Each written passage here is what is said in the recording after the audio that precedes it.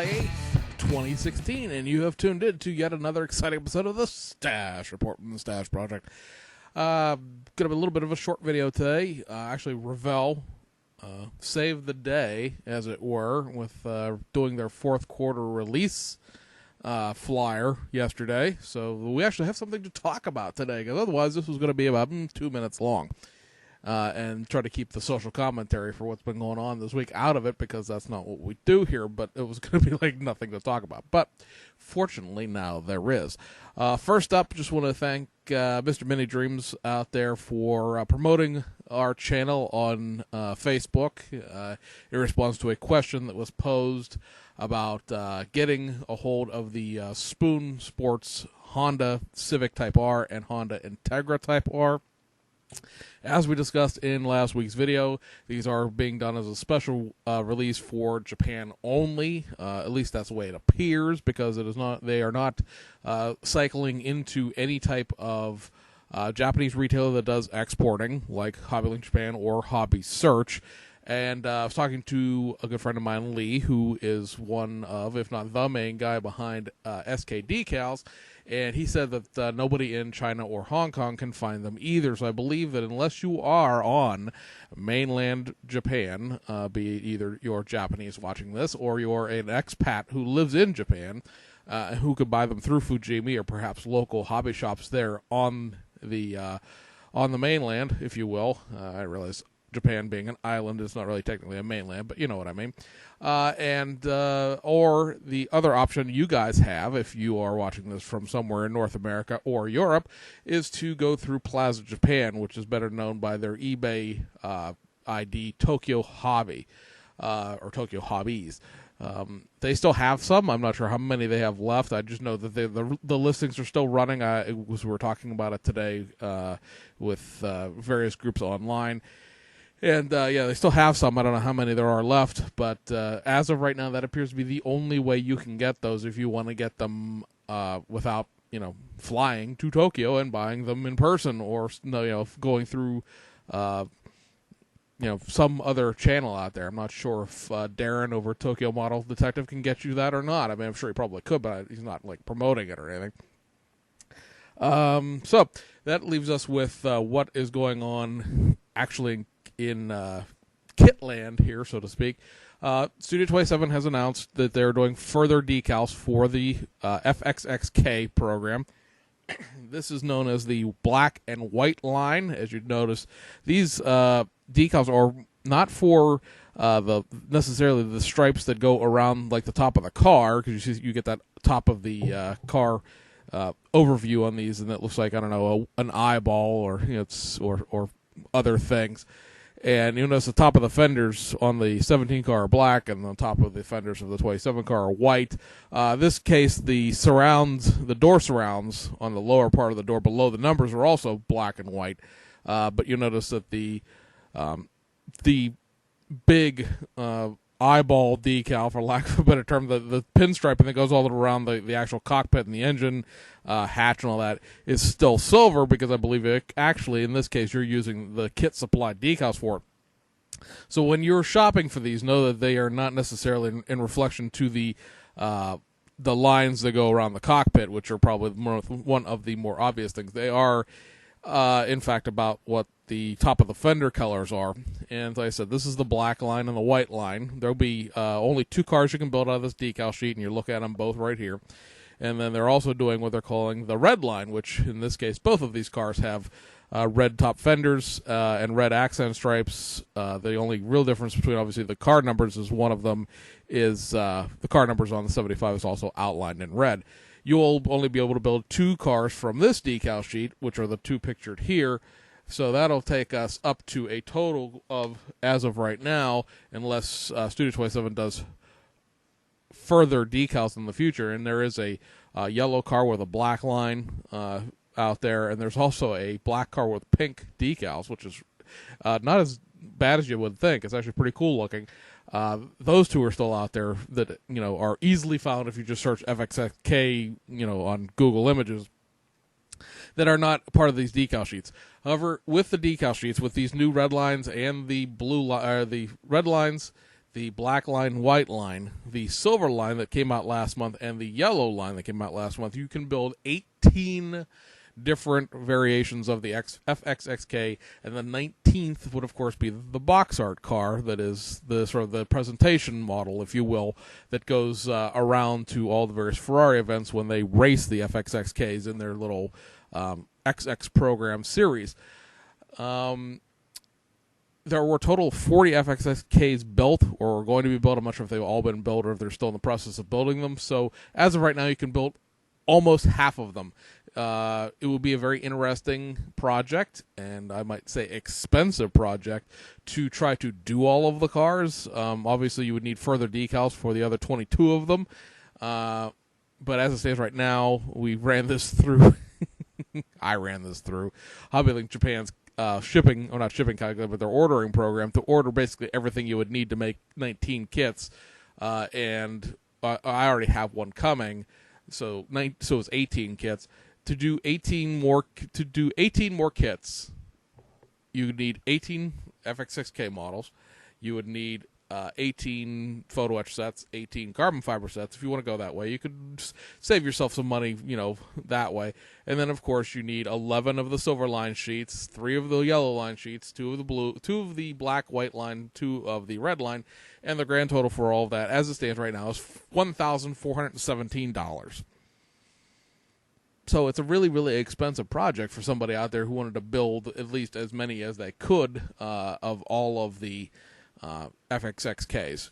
It sounds ridiculous, but I know plenty of people out there, actually, more than a few, that have gone and bought, 15 69 Camaros or 15, 70 Camaros was also a very popular one. The 69 Novas were popular for this. I'm trying to think what other kits I've seen people do this for, where they will build them in every factory color that was available. So to try to be like, oh, that's kind of stupid. No, actually, it's done rather regularly. It's just not quite as expensive when you can at least get the kits themselves from, someplace you get a 40% off coupon. So anyway, that's out there. We've seen this week, if you're subscribed or liked rather to the BMAX Facebook page, you saw this week they showed the official box art for the 280 RS Nissan rally car, as well as a fully done example of one. The ones they've been circulating around were just sort of like test shot productions. This one's a fully done car, and then also what the photo etch set is going to look like for the detail upset that comes with it, because you'll remember all BMAX cars come with some form of detail upset that is individual to that kit. So I'm not positively convinced we'll see this by the end of July, although it is early in July for possible to do it. I would hence, I would lean more towards the middle of August, but if it comes out in July, you were warned. But I know a lot of people who ordered them, I want to say back in last year. I want to say last year is when they came up for pre-order, because they put a bunch of BMAX stuff up for pre-order all at once, and they've slowly been rolling it out. This will be the last announced kit that exists as far as backlog goes, and then we should go into serious development of the BMW M3 race car kit, and then there's also going to be that modal decaled version of the EF3 Civic that is supposed to come out, and Lord knows they need to rerun that kit in some form or fashion, because you can't buy the Pia one anymore unless you want to pay $60 or more for it on eBay, and it's a $25 model kit, so I'm not doing that. But there are a bunch of decals that have come out for that through Autocolor, through SK Decals, through Studio 27, and for most people who wanted to get them, they can't get any to build the decal with, because there aren't any kits available, because they all sold out. I mean, they're available, again, if you want to spend a lot of money for them, but they are sold out in the sense of getting them from a regular vendor. So, kit announcements. Yeah, so Revell did their fourth quarter announcements this week, and you may have to blow this up to full screen. Again, apologize always to the phone guys, because this isn't going to come through all that particularly clear here. There's not exactly what I would call a bunch of riveting stuff on this, but there is one very interesting new tool, and what I would like to call the continued destruction of hobby value. This is a really, really good example of that as we'll go through it here. So, top of the thing there is skill level 4 kits, and you notice there's only skill level 5 kits here, guys, so there's no build and plays, no pre-paints, no snap tights on this sheet. It's all going to be glue kits of one form or another. Don't get too terribly excited about that Corvette up there. That Corvette is in fact going to be an unpainted, or just molded in white, I guess would be the easier way to put it, the molded in white version of the pre-painted Corvette kit. The Corvette kit, of course, came out in a pre-paint, and then it came out in the Foose pre-paint. This is just going to be a regular model kit version of it, much the way they did a regular model kit version of the 2014 Mustang and a regular model kit version of the 2013 ZL1 Camaro. Will I get one? Probably, because from talking to various different people who I believe have a reasonable insight into Revell, they are not planning to do a full detailed glue kit of it. There was much talk about them doing a Z06 Corvette. However, that would require an entirely new tool based on the way that the pre-paints are done with the basic chassis and the metal axles and the screw together assembly in some places. So Revell has no interest whatsoever in making a real model kit for the Corvette. So for the first time in forever, the Corvette gets a great big FU from the American modeling manufacturers. I guess we could sort of petition round 2 to do it, maybe after they do the Camaro, but of course they've said that the Camaro is not really the start of a new set of kits. It's just something that they're doing. So be that as it may, if you want to get a 2016 Corvette Stingray, a street version of it, obviously there's that race car, the CR7's coming out in the third quarter at some point, you're going to have to just suck it up and buy the simplified entry-level model kit. I don't like it. You don't like it. I don't think anybody likes it, except the people that are all like, oh, yeah, make them all snap-tight kits because, we have dirty, evil, yucky new cars. Let's see them do that out of those old cars you guys like so much and see how happy you are about that. So moving along to the kit destruction part here. You see there's a reissue of the Kenworth K100 cab over. The last time this was reissued, it was done in Revell of Germany boxing, and it cost an arm and a leg because that's just the way Revell of Germany kits cost here in the United States. So this will be done in a regular Revell box, and while it'll still probably be, a $40, $50 model kit, it's not going to be an $80, $90 model kit or the $150 that they tend to go through eBay right now. So that is a destruction of kit value. There are a lot of people who buy these kits and they stash them away someplace and they're all like, I've got these $150 Kenworth kits. Well, not anymore. You don't. We'll skip the Bronco for half a second here. The lowrider Cadillac is coming back. I have never got one of these because it's sort of a weird combination of a 90s car and an 80s car. It's got a front end that doesn't belong to the car, basically. But I know the lowrider guys love these things. They were incredibly hard to find and incredibly expensive. So, again, we're going to destroy some kit value there. The Black Widow NASCAR kit, the 57-150, that's just a reissue, straight reissue of the kit. I guess I'm spoiled for where I live hobby shop wise because that is not a hard kit to find in the Pittsburgh area. I mean, every hobby shop has at least one of them laying around. Some of them have more than one. The guy I go to that I call my wholesale connection, there's a kit vendor who has the brick and mortar store now. He's got a case of them laying in the back, so they're not a hard thing to find. I'm surprised to see it get reissued. But I know it's been out of the catalog itself for a while, and we're sort of looking, of course, as always, Revell does, the casual builder who picks these things up through Michael's or Hobby Lobby. And if you can't order it in the catalog, you can't put it on the shelf. So I understand why it's coming back in the overall sense. I just don't understand, in a global building sense, I don't understand why it's coming back because it's not a hard kit to find. And then over there is the Chevy Beretta Pro Street. Well, we haven't seen that for ages, have we? I think the last time it came out, it was packaged in like a 2 or 3 pack of various Revell Pro Street cars. Of course, this is early 90s kit that it shares the chassis with the J2000 Pontiac Pro Street. I wish they would reissue the Lincoln because the Lincoln Pro Street's actually the coolest one of all of them. For people who can see this sheet, in clarity, what is going on with the display box art here? Because the rear wheels are like, I don't know where they are in relation to the rear axle and the rear wheel openings. They are just. That is an incredibly horrible Photoshop. It's like they took the chassis of something and then Photoshopped the Beretta on top of it without any concern as to where it was lining up. Hopefully the kit doesn't look that way. But again, the Beretta was something that was actually going to kind of getting pricey because, it's just something that hasn't been around for a while. I don't know. I would debate the Pro Street Beretta as far as a pickup, as far as a kit purchase, just for the neatness of it.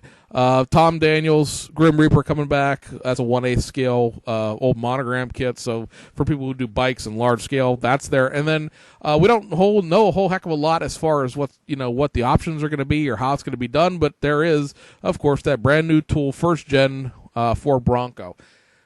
You know what? If Revell can manage to not completely bollocks the body as they like to do, I'm very excited for that. I think that's kind of a very cool, iconic, especially since it's really the first SUV, if you don't count the old Chevrolet Suburban, because technically it was more of a station wagon than anything else. But it's sort of the first gen SUV, led to, of course, to the Blazer and so on and so forth down the road until now everybody and their mother-in-law drives some sort of SUV. Like I said, I don't know what it's going to be as far as 2-in-1 or optional parts or does it have a 6 or a V8 or what anything's going on with that. That sheet was literally just put out yesterday, and we know nothing as far as the contents of it, but it's definitely something to watch for. Skill level 5, so it's going to be a full detail kit with more than 125 pieces. So God, hallelujah, there's not a simple kit coming out of that. And something to keep an eye on. Again, fourth quarter, that's going to be your October, November, December. So don't get all excited. It's still Christmassy kind of release date if they get it done in time in the first place. But know that it's coming and it's out there. And that was, I don't know necessarily it was a surprise because the first gen Bronco is one of the more requested truck kits out there. A lot of people I think thought Mobius was going to do that after they got done with their Ford F100 series. I would have made a little bit of sense in the whole organization of it, but their Mobius is wherever they are in their kit releases. They're so far behind, from having everything jammed up. And, obviously, I don't know if it would be really interesting because occasionally you see this happen. This is something that has happened in the past where a kit manufacturer has found out somebody else is doing something and they were also planning to do it and they decided to do it first. Occasionally, they'll both do it. Examples of that would be the Fujimi and Aoshima Lamborghini Aventador, the Fujimi and the Aoshima versions of the McLaren GTR F1 Longtail. However, American kit manufacturers don't do that. There's a lot of cases where in the past there have been annual kits of Mustangs out of two different companies, or Corvettes, or Firebirds, or Camaros, or whatever. But usually they don't. Anybody who remembers AMT Ertl right before it collapsed and being bought up by Racing Champions, they were going to do a 1950 Oldsmobile. But what the story always goes, and why that kit was not done, was the pre-sales through Walmart were not high enough to justify making it because Walmart at that time was their biggest customer. And they had heard that Revell was also going to do one, so they didn't want to duplicate Revell's effort. Now, of course, Revell will not do one for another 22 years, but, hey, we got 50 Oldsmobile eventually. So that's what that is. And there was one kit release this week, one whole big kit release, and this is a round 2 reissue. Came out a little earlier than we would expect it since we still have some June stuff that they haven't managed to shove out the dock door yet. But this is, of course, the 1980 Plymouth Volare Roadrunner Fuzz Duster. I don't think this thing's going to dust anybody's fuzz with that 318 two-barrel in it, but, be that as it may, it's certainly a throwback to the present because, anything right now has over-fenders stuck to it in Rocket Bunny style. So, hey, look, this was innovating before it was cool. You can build this basically factory stock, of course, as well as the Fuzz Duster Custom there. Know that the T-top thing is molded in, as you can see it pretty well if you have a full screen capabilities on the factory stock thing. If you want to make just like a steel roof, I don't know, I'm assuming that T-tops are not required of every Volare made. My uncle had one of I was maybe 78 or 79. I remember the car vaguely as I was a wee lass at that point, or a wee lad, I should say. Ha, wee lass. Have fun with that one, guys. Just go ahead and post that all over the internet. Can't take that one back. But that car was a 6-cylinder, and it did not have T-tops. So if you want to make a non-T-top roof here, you got to do some customization work decustomization work, I guess I should say. The kit does come with newly printed, or well, not newly printed, but they're new to this kit, pad-printed Goodyear GT tires, and of course you have an expanded decal sheet with all the fuzz duster logos on it. Unfortunately, I've seen the decals for this kit. Somebody already has got one. And they're still not doing dashboard gauges or any kind of trim or lettering. And I know a lot of people don't like the fact that Revell especially does all of the side trim and rear trim and front trim wording and badging and decals because it's one dimensional. And of course, there's always the photo etch option for that. However, it was just there's also, this isn't 1969 anymore. I shouldn't have to paint the engraving anymore. It'd just be nice to have some decals because I don't care about that kit enough to go buy a photo etch set if one even existed. But I'd rather not paint the Valer logos on the side, or foil them and sand them back out after every coat of paint. I mean, there's ways to get around that, obviously, but I just, come on. It's 2016. Suck it up and draw some art, would you? Stop just copying the old decal sheets. But that also that also does still come with its plastic tires, by the way. People who don't know, that kit originally came out with plastic tires, 2-piece plastic tires. Those are still in there. They threw them in there for, I don't know, nostalgia effect. And if you're doing the custom version with the overfenders, there's a set of the old Goodyear Blue Streak treaded like dirt track tires. Those are in there too. So there's 2 sets of tires, 2 sets of wheels. Well, actually, there's 3 sets of tires, but there's 2 sets of tires, 2 sets of wheels, and I'll be picking one up just because it'll go along with the Pinto wagon and some other kits that will be coming out later in the year. So it's not cool, but it's I appreciate having it back because it's something I missed. I was 3 when the 80 Valer came out. So anyway, guys, hope you've enjoyed the video. Some interesting things there from Revell. Some more decals from Studio 27, and hopefully we'll get some kit releases to come out this week so we can have something to talk about in the next video besides hoping that somebody else has some news. By the way, we have officially found out the Toyota Mark II twin-turbo 2000 GT kit that Fujimi was supposed to be doing for July, and we said, well, there's a weird thing where it showed up as discontinued, and then it showed up as sold out at Hobby Search. Fujimi has officially pulled the plug on that. They're not going to be doing that reissue, and so that kit is canceled. If you had a pre-order someplace, that pre-order has been canceled. If you have HobbyLink Japan doing your Japanese kits, you got an email saying it was canceled. But as a Fujimi thing, that was not a mistake. Be interesting to see why that was canceled. Just because I would like to have that kit. There's one on eBay, but I don't feel like paying like almost $45 shipped for a $17 curbside Toyota. I don't like Toyotas that much, or at least not that one that much.